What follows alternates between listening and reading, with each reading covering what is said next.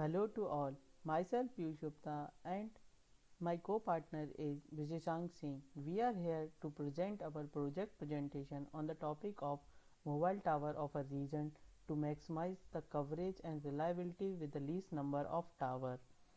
So, first we see the objectives of our project. First one is give suitable knowledge to the user, give best prediction of tower, minimize the efforts of user and give reliable knowledge about crowd. Here we use Java. So we must know about what is Java.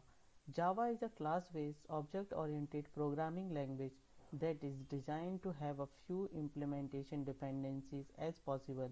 It is general purpose programming language intended to let application developer write once and run anywhere. Meaning that compiled Java code can run on the all platform that supports Java without the need of recompilation.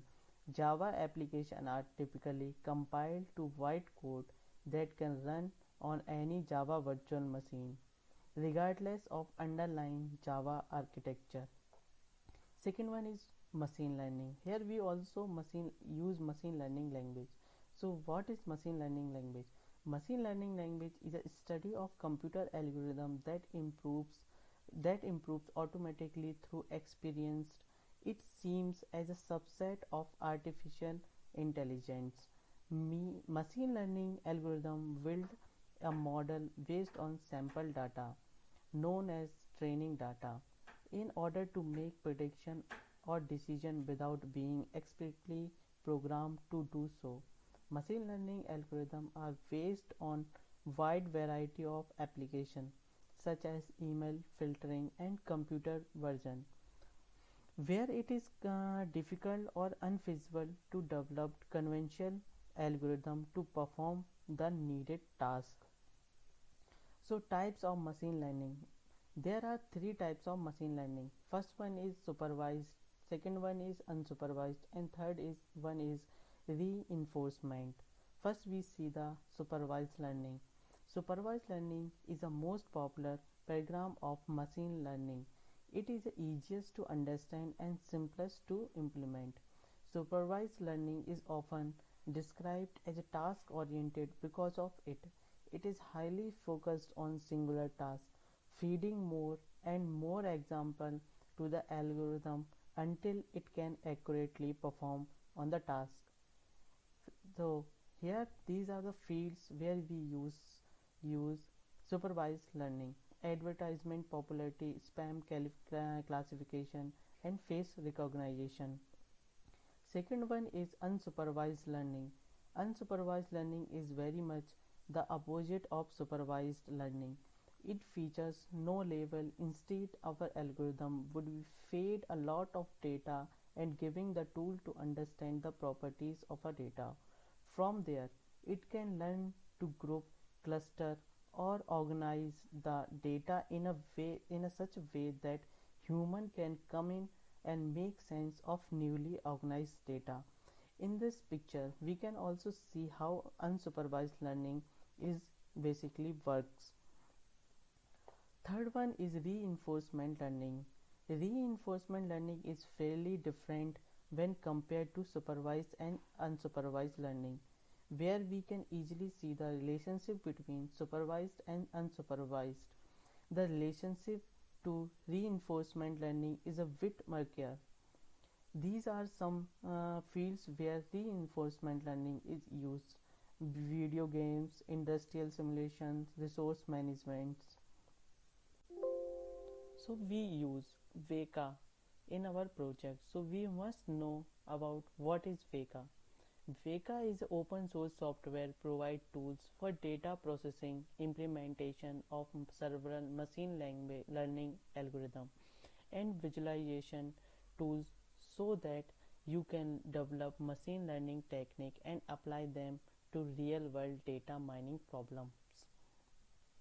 So as we see the diagram, first layer is raw data.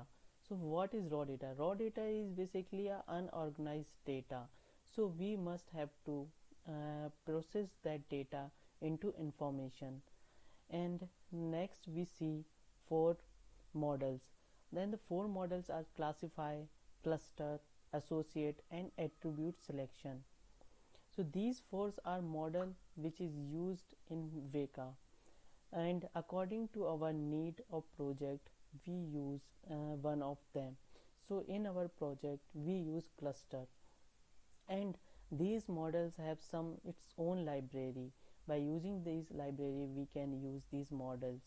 After all the processing of a data, we get the output, and after output we can visualize how the model and how our project will going to work. Now rest part I hand over to my partner Visheshank. Hello everyone, I am Visheshank Singh and we will discuss how we achieve optimization in cell tower installation and how our code help us to find the cell tower location. Here we are using two datasets, that are population dataset and the other tower location dataset.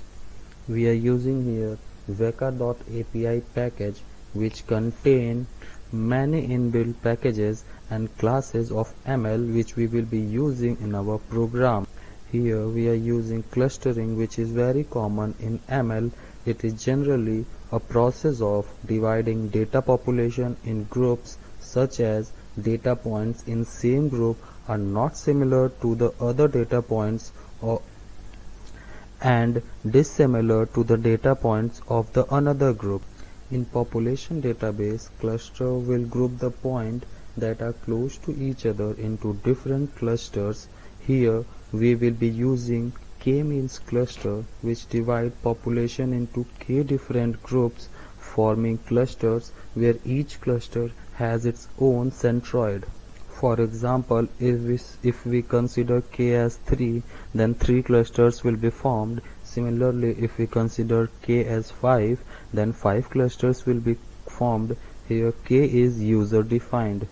Here we are having class data source to load the data and class instances to store all the data values of the dataset, and the class instance to store single instance. Here we will load the dataset as coordinate points. Secondly, we will build k clusters for population database, and then we will store the centroid of each cluster in an array. Let us now discuss the algorithm behind this code. First we will calculate the distances from centroid to each tower, and then we will calculate the distances from centroid to the farthest node of the cluster to know whether or not the tower will provide coverage to each population or not. Finally, the sum of both the distances will be compared with the tower range, and if the sum is less than the tower range, then this location will be considered to determine the optimal location. Here we will be calculating the distance from the farthest node in each cluster to compare it with the tower for better coverage, and here we will be loading the dataset to tower location with coverage radius, and then the calculating the distance between the centroid and tower will be done here, and then finally comparing the distance from centroid to the farthest node along with the distance between centroid and tower with the range of each tower, and keeping track to the cluster and tower for optimal result will be done here. Now let us discuss how optimality is achieved. The tower which do not provide service will be eliminated, and only those towers are considered which provide service. Now among them we have to choose minimum tower location which covers the whole population with the least number of towers. This is how we get the optimal tower location. Now we will run our code. We will provide the value of k as 7 and try to run it.